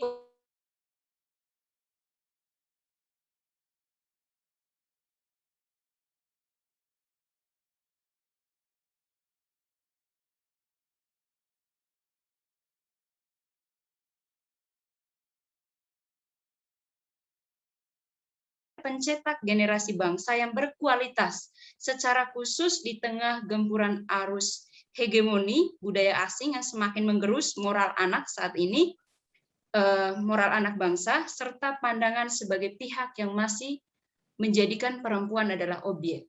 Jadi bagaimana tanggapan atau respon dari Ibu Yeni dalam hal ini secara khusus dalam pendidikan moral bagi anak? Karena banyak budaya asing yang masuk ke misalnya Indonesia, jadi bagaimana dengan hal ini? Terima kasih Bu Yeni. Oke, Sis Yola, terima kasih pertanyaannya. Betul bahwa perempuan, dalam hal ini ibu di dalam keluarga adalah pendidik utama dan pertama bagi anak-anaknya. Maka kualitas manusia Indonesia ke depan itu ditentukan oleh kaum perempuan. Seberapa berkualitas perempuan yang ada di belakang proses pendidikan bagi mereka. Ada apa ya? Bukan pepatah apa ya? Yang bilang bahwa perempuan apa adanya itu hanya akan melahirkan anak-anak apa adanya pula. Jadi kalau perempuan nggak banyak maunya, itu anak-anaknya juga nanti nggak banyak maunya juga. Karena hanya dari perempuan yang banyak maunya lahir generasi-generasi yang banyak bisanya. Gitu. Seorang perempuan yang punya konsep pendidikan anak itu tentu saja berbeda dengan perempuan yang tidak punya konsep pendidikan anak. Mau diarahkan kemana anak-anaknya? Bahkan perempuan, proses pendidikan perempuan itu ada yang disebut dengan pendidikan prenatal. Sebelum lahir, bagaimana perempuan itu memperlakukan anaknya yang ada di dalam kandungan sangat tergantung pada sistem pengetahuan yang dia miliki. Mau diajak ngobrol pakai apa ketika anaknya berada di kandungan. Perempuan yang tidak punya konsep nggak ada itu ngajak ngobrol anak di dalam kandungan. Dalam pikirannya ngapain anak belum lahir udah diajak ngomong misalnya gitu kan. Musik apa yang disetelnya untuk anak di dalam kandungan, kan pengaruh musik juga terhadap ketenangan dan kecerdasan anak di dalam kandungan berpengaruh. Pemilihan musik yang dilakukan oleh perempuan tentu saja berdasarkan sistem pengetahuan yang dia miliki. Saya tidak mendiskriminasi jenis musik ya, tetapi ilmu pengetahuan membuktikan bahwa pengaruh musik dangdut itu akan berbeda dengan pengaruh musik klasik terhadap anak di dalam atau terhadap janin di dalam kandungan. Nah, perempuan yang smart tentu saja memilih. Tetapi kembali bahwa itu terhubung dengan selera, terhubung dengan pengetahuan perempuan itu sendiri terhadap musik misalnya. Itu. Termasuk ketika anak itu lahir, perempuan yang apa adanya ya memperlakukan bayinya juga apa adanya. Nina Bobonya pakai lagu dangdut misalnya. Kan beda dengan Nina Bobonya pakai lagu solawat misalnya gitu kan. Jadi seperti itu. Untuk kemudian proses-proses harapan ibu itu dipengaruhi oleh tingkat intelektualitas dirinya. Harapan terhadap anak, kan perempuan yang apa adanya tentu saja tidak berharap apa-apa. Tapi kalau perempuan yang punya konsep tentang masa depan, tentang bagaimana keluarga dikonstruk, itu dia punya harapan terhadap anak-anaknya. Dan harapan itu yang dijalani oleh setiap ibu setiap hari melalui berbagai touching yang dia lakukan terhadap anaknya. Jadi seperti itu. Masa depan bangsa ini betul-betul ditentukan oleh kualitas ibu. Bukan berarti Bapak tidak berperan ya. Bapak juga justru berperan. Hilangnya pengasuhan ayah di dalam keluarga itu juga melahirkan generasi-generasi yang timpang ke depan. Jadi memang pengasuhan anak itu harus kembali kepada konsep semula bahwa perkawinan itu di-running oleh dua orang yang punya cita-cita yang sama. Jadi pengasuhan anak juga harus di-running oleh dua orang, tidak bisa sendirian. Saya kira itu. Oke, baik. Terima kasih Bunda Yeni. Terima kasih Bunda Yeni ya. Pernikahan itu dua orang ya, tidak untuk sendirian. Memaksakan kehendak dalam hal ini. Bulan lalu sudah disampaikan oleh Bunda Yeni ya, terkait tips-tips memilih pasangan. Buat yang tidak bergabung atau belum bergabung, silakan lihat lagi ya YouTube-nya Halaqah Damai. Oke, di sini saya mau baca ini. Ada satu pertanyaan dari teman di chat room. Oke, Bunda, saya mau bertanya nih mengenai perempuan berhubungan dengan radikal. Sebenarnya batas seperti apa sih perempuan bisa digolongkan radikal? Apakah dari pakaian? Apakah dari pakaian kah? Atau dari segi berbahasa kah? Kayaknya ada biasanya ngobrol yang kita biasanya pakai saya, kamu, tapi yang lain memakainya ana, ente, itu pun ada yang menganggap katanya itu terpengaruh dari kelompok radikal. Itu saja, Bu. Mohon pencerahannya. Itu saya jadi teringat siapa? Tim ahli siapa yang ngomong bahasa Arab itu bahasa radikal. Salah satu indikator radikalisme ya, Kang Nudi. Iya, pernah dengar aku juga itu. Iya, kemarin itu sempat itu. Jadi kita tidak bisa juga memperosokkan diri atau menjebakkan diri dalam stigma-stigma yang salah satunya dibangun karena Islamofobia, salah satunya ketakutan terhadap Islam yang kemudian Islam itu Arab, maka yang segala berbau Arab harus disingkirkan. Itu salah satu indikator indikator anarkisme, indikator radikalisme. Sebenarnya kalau bicara bahasa, ya semua bahasa netral lah ya, tidak ada yang bahasa radikal dan bahasa terutama menyangkut bahasa Indonesia, bahasa Sunda, bahasa Jawa, nggak ada. Yang bisa dicirikan atau ditangkap sebagai indikator radikal adalah tingkah laku, tindakan. Misalnya dekat rumah kita itu ada masjid. Ada masjid yang satu misalnya Muhammadiyah, yang satu Persis misalnya. Salah satu tindakan radikal seorang orang tua, ibu atau ayah, melarang anaknya ke masjid salah satu. Kamu jangan ke masjid itu mah masjid Persis misalnya gitu kan. Nah, itu radikal. Itu indikator gitu ya. Indikator radikalisme. Indikator moderasi adalah kamu mau ke masjid mana silahkan. Mau yang ke Muhammadiyah silahkan, mau yang ke Persis silahkan. Yang tidak boleh itu kamu tidak sholat, tidak ke masjid, misalnya begitu. Nah itu kan sikap toleran ya, sikap membolehkan anak kita masuk kepada pemahaman keagamaan yang berbeda-beda, memberikan pemahaman keagamaan yang berbeda. Pemahaman, bukan doktrin ya. Jadi yang bisa kita lihat dari tindakan radikalisme adalah tindakan, bukan saya mengatakan kepada saya anak, kemudian ngomongnya kepada yang lain ente, antum gitu kan. Bukan itu gitu. Itu hanya sekedar bahasa. Mungkin kalau bahasa Sunda itu ada undak usuk bahasa ya. Saya nggak boleh ngomong siap maneh gitu kan ke orang, itu akan tersinggung. Itu namanya kasar, bukan radikal.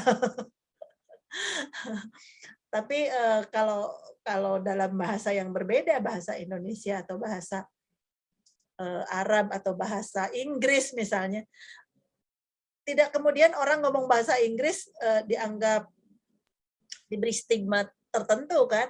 Liberal gitu ya. Iya, kenapa orang ngomong bahasa ya. Arab diberi stigma, kan nggak boleh. Seperti itu gitu. Jadi tindakan anarkis atau radikal itu hanya bisa dilihat dari tindakan, bukan dari omongan. Kalau omongannya mengancam, ya. Kalau mengancam itu namanya, kalau mengancam sudah kekerasan ya, masuknya kategorinya. Jadi kalau penggunaan bahasa tidak bisa dilihat sebagai indikator indikator radikalisme. Saya kira itu. Oke, baik. Dalam hal ini mungkin sudah menyangkut orang lain ya.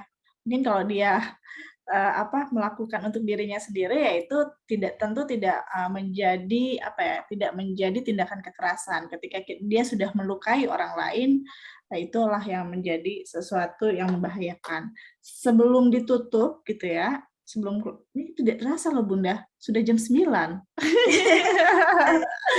Kang Dodi, saya menggunakan Kang Dodi dulu nih. Kang Dodi. Kang Dodi bikinlah statement. Statement boleh dong, Kang? Nih. Ini halakoh damai yang ke-50 loh, Kang. Masih di mute. Saya mengundang Kang Dodi dalam hal ini.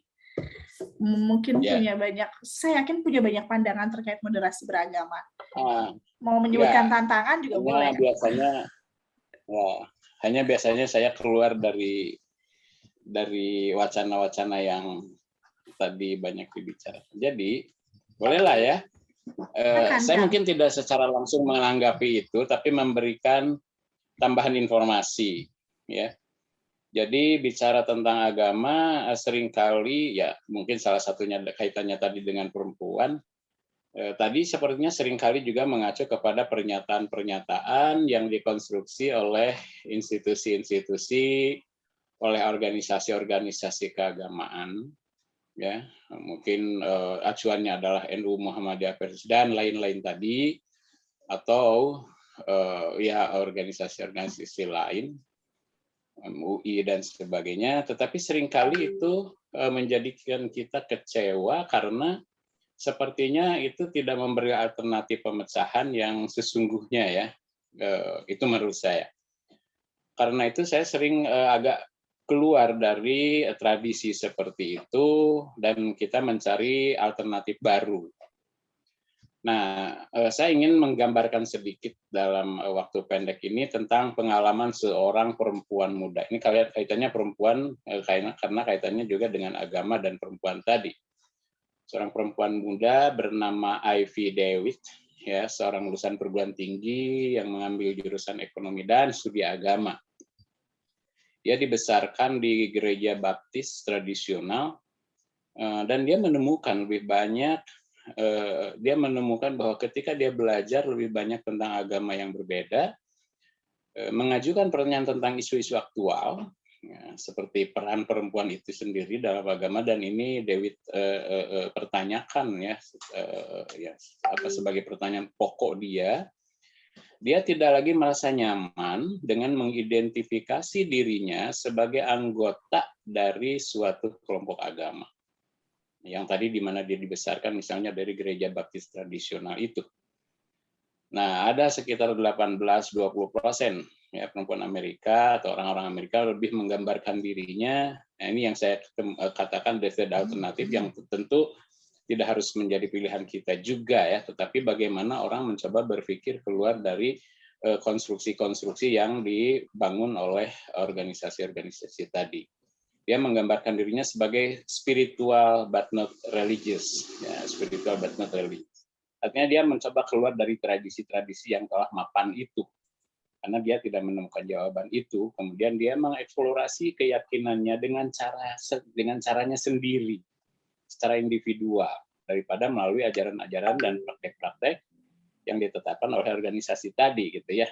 Karena kita sudah tahu pernyataan-pernyataan organisasi mau NU Muhammadiyah dan sebagainya tetap memiliki kecenderungan-kecenderungan subjektif, dalam arti lebih mengarah kepada organisasinya itu sendiri. Nah, Ivy Dewitt menjelaskan menjadi spiritual tetapi tidak religius, ya, being spiritual but not religious itu memungkinkan bagi dia pengalaman dan ekspresi yang lebih individual. Jadi spiritualitas baginya terasa lebih lebih pribadi dalam banyak hal bagi dia, dan menjadi spiritual tetapi tidak religius itu memungkinkan dia untuk mempertanyakan dan mengeksplorasi berbagai identitas agama tanpa merasa seolah-olah ya dibatasi oleh satu institusi agama. Dan dengan menyebut dirinya spiritual but not religious itu, ia masih dapat mengakui keyakinan bahwa mungkin ada kekuatan yang lebih kuasa mungkin ada kekuatan yang lebih kuat, lebih bersifat ilahiyah gitu ya, tanpa harus menerima hanya satu sistem. Nah, ini ada panjang cerita Ivy David itu, tapi paling tidak dia menemukan alternatif untuk tidak terjebak oleh konstruksi-konstruksi agama dari organisasi-organisasi atau institusi-institusi yang sudah mapan itu, karena manapun yang diambil tetap akan menjadi masalah. Bagi dia, berhubungan dengan Tuhan itu ya pribadi. Oleh karena itu saya akan menelusurinya, mencarinya dengan cara saya pribadi, tidak mengikuti tradisi yang ada. Karena bagaimanapun seperti Bu Yeni tadi kemukakan ya, selalu dikonstruksi kan, dan konstruksi itu tidak lepas kepentingan ya, eksistensi, peran gitu kan, apalagi kalau sudah maju ke hal-hal yang pragmatis ya, politik, kekuasaan dan sebagainya. Yang mendasar saja eksistensi gitu kan, peran-peran itu kan tetap tidak bisa dilepaskan. Jadi menurut saya belajar dari Evi bukan berarti kita harus menjadi keluar dari agama dan menjadi spiritual atau agnotis ya. Tapi mungkin keterikatan dengan institusi-institusi keagamaan yang mapan itulah yang membuat kita menjadi tidak bisa mengeksplorasi pandangan-pandangan tentang peran-peran sosial tadi ya dari agama, karena kita terjebak oleh keputusan kita sendiri untuk mengikuti itu. Oleh karena itu ya tetap beragama dalam berarti berinteraksi dengan Tuhan dengan cara kita sendiri, meskipun tidak mengikuti apa yang dilakukan David ya, Evi David, tapi beragama tidak terikat dengan pernyataan-pernyataan. Di situ kita bisa mengeksplorasi lebih bebas gitu, membentuk dan membangun jalan sendiri menuju Tuhan. Ya. Yang itu adalah sesuatu yang mungkin bagi kita. Nah, di situ nanti akan ditemukan ya pilihan-pilihan terbaru dari sekedar yang selama ini diwacanakan oleh lembaga-lembaga yang sudah mapan itu, yang terjebak oleh kepentingannya sendiri. Bisa dimengerti saya kira ya. Jadi ada keluar kita dari tradisi itu untuk bisa memiliki kebebasan memahami agama dengan segala macam implikasi-implikasinya dalam masyarakat. Itu aja lah, jadi sisi lain ya dari diskusi perdebatan yang selalu di sekitar itu. Ya. Coba kalau keluar dari itu mungkin ada alternatif baru. Terima kasih itu Mbak ya, tambahan partisipasi saya di sini. Luar biasa Kang Dodi, ini statement yang cukup menguatkan. Tadi di Sis Gerard. Halo, Sis Gerard. Aduh, maaf sekali karena saya dalam Zoom di Roma. Ini apa namanya Zoom dengan Roma, jadi saya tidak bisa tunda atau batalkan karena maaf Ibu maaf. Tapi saya yakin Anda bicara dengan luar biasa dan Pak Dodi beri closing statement yang luar biasa juga. Pak Dodi sudah sehat? Alhamdulillah sehat selalu. Alhamdulillah. Ibu Yani sehat. Ya. Alhamdulillah sehat. Sehat juga ya, hebat ya. Luar biasa. Sis Gera juga sehat ya. Juga mudah-mudahan sehat terus. Alhamdulillah. Oke, terima kasih Sis Gera. Ya, mau berikan statement atau mau sama-sama kali ini kebetulan 50 loh. Kalau aku yang 50. Oh, 50. Ini kan sudah apa namanya? Pesta emas, no? Oh, iya. Mungkin memberikan terima kasih yang sangat luar biasa, apresiasi kepada Sobat Damai yang selalu bergabung. Ini harusnya ada anniversary. Ini anniversary jubileum. 50 tahun gitu. Saya kurang tahu ini closing statement atau opening statement ya. Tapi tadi boleh ya saya bicara? Silakan. Sudah ditunggu-tunggu. Saya maaf Ibu Yani, saya tak tahu Anda bicara apa, tapi saya yakin Anda bicara sesuatu yang luar biasa. Tapi ketika saya pikir tentang topik Anda, dan kebetulan tadi saya juga dengan beberapa suster kami, ya, tarekat kami dari semua perempuan. Satu hal yang sangat jelas muncul dari diskusi kami, seperti common statement ya, seperti kami semua bicara hal yang sama. apa sih yang perempuan bisa membawa ke dunia kita gitu. Apa gitu. Yang muncul adalah bukan bahwa laki-laki tidak punya, enggak, bukan seperti itu. Tetapi kekuatan untuk kontemplasi. Kekuatan untuk kontemplasi artinya seringkali Ibu Yani bicara tentang bagaimana seorang perempuan tahu tentang hidup. Karena dia yang membawa hidup dalam rahim gitu ya. Seringkali Ibu Yani bicara seperti itu. Jadi kita perlu interior silence gitu, keheningan interior gitu. Tetapi tidak berhenti di sana, lanjut dengan compassionate action. Ya. Jadi aksi yang bernilainya welas asih. Terus saya pikir kalau betul seorang perempuan, seorang siapa saja, tapi kalau seorang perempuan bisa dengan kesadaran diri ini kepada dunia, pasti ini hadiah yang luar biasa. Hadiah yang luar biasa. Ini membuat saya merenung juga. Perempuan sebetulnya dengan sikapnya sendiri ya, dalam bahasa Inggris, by the virtue of the fact of being woman gitu. Kita punya potensi untuk merangkum orang ya, untuk merangkul orang ya, untuk menyatukan. Tapi sekaligus kita juga punya potensi untuk memisah pecah belah. Gitu.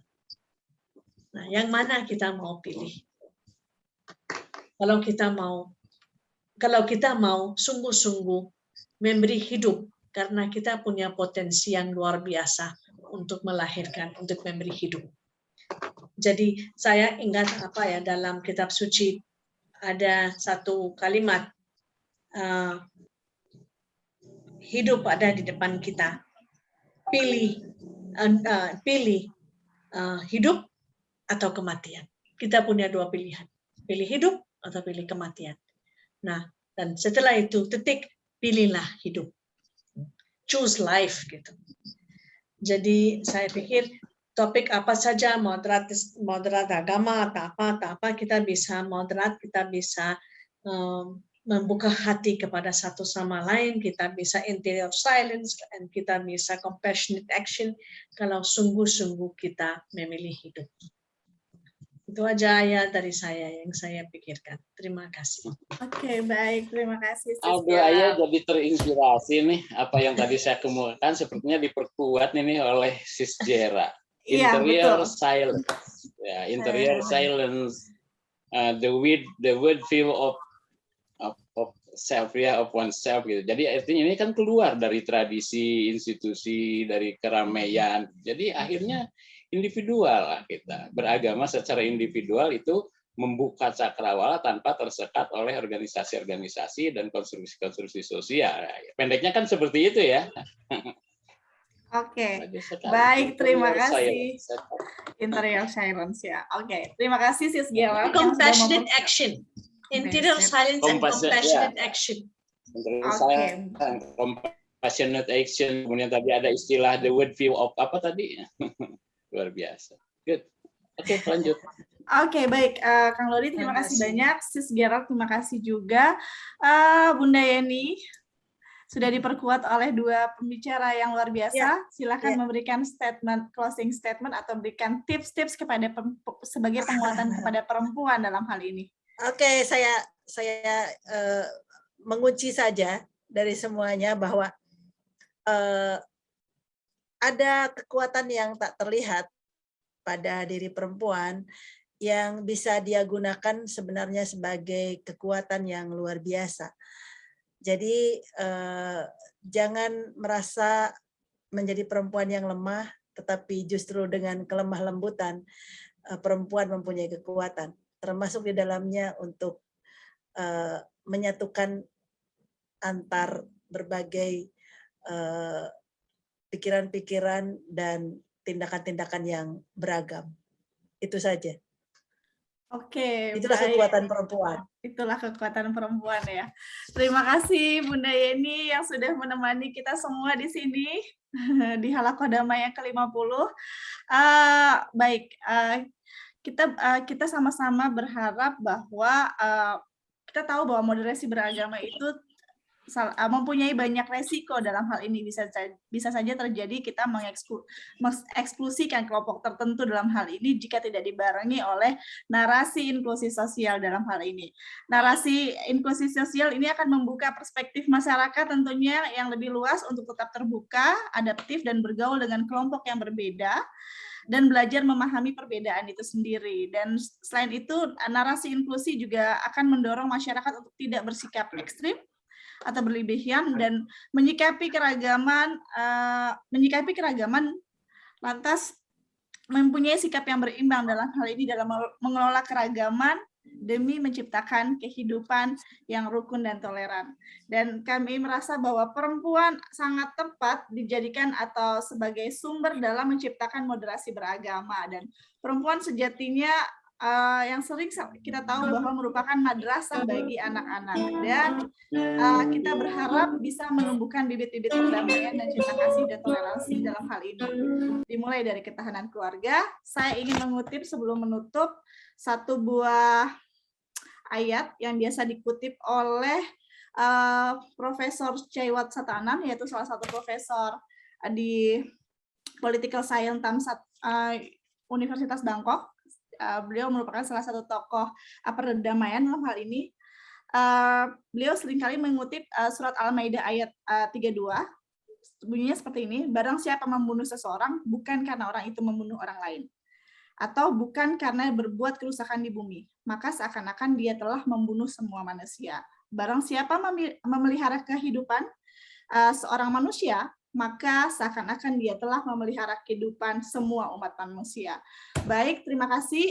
Saya dalam hal ini mengucapkan mohon maaf jika ada kekurangan atau kesalahan dalam proses memoderatori diskusi Halaqah Damai yang ke-50 pada malam hari ini. Mohon dibukakan pintu maaf, semoga kita bisa berjumpa lagi. Terima kasih buat teman-teman yang sudah bergabung dan selalu setia untuk menyaksikan Halaqah Damai. Nah, selanjutnya silakan Kang Daus dan Kang Lutfi memberikan music closing. Terima kasih, salam sehat. Wabillahi taufiq wal hidayah. Wassalamualaikum warahmatullahi wabarakatuh. Salam damai, salam sejahtera buat kita semua. Om Swastiastu, Namo Buddhaya, salam kebajikan. Salam kebajikan. Terima kasih, Ayah. Sehat selalu.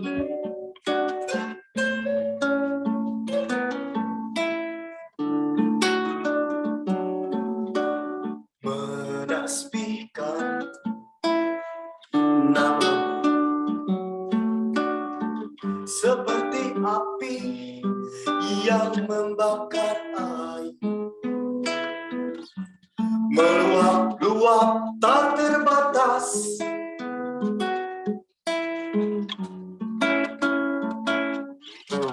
mencintai namamu seperti air yang merinding air. Mula-mula masuk tanah, dihisap akar, lalu diserap pembuluh dan urat-urat.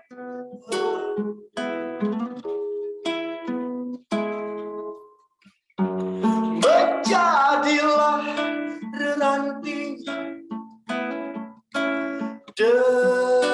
daun dan berbunga. Namamu adalah waktu.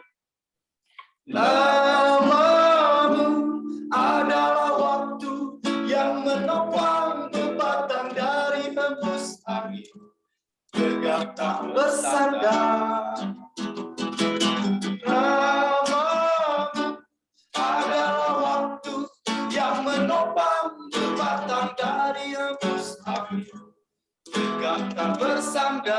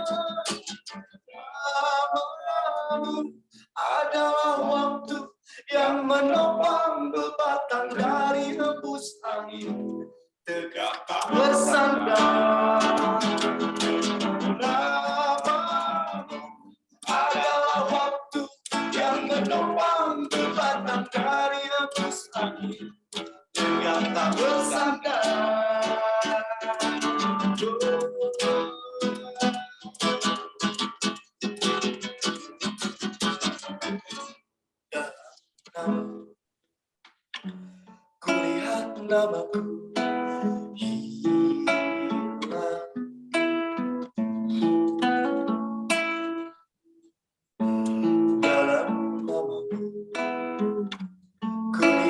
namaku hilang.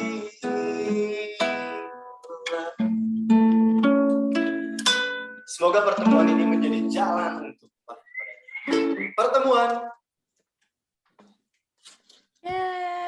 Terima kasih. Buat teman-teman yang mau buka kamera boleh loh, mau menampakkan wajahnya. Terima kasih sekali lagi kepada teman-teman penyuluh agama Kota Bandung ya. Kota, Kabupaten, dan Cimahi. Oh, Kota dan Kabupaten Cimahi yang sudah bergabung. Tadi Haji Amin juga sudah ada ya. Sudah bergabung juga. Oke, mau foto bersama dulu kah? Ayo. Ayo, boleh yuk. Meskipun udah tinggal sedikit nih. Tapi lumayan. Ih, ada yang fotonya ikan. Ayo, yang mau foto, boleh buka kameranya. Senyum everybody. Ayo, boleh. Pakai emot juga boleh loh.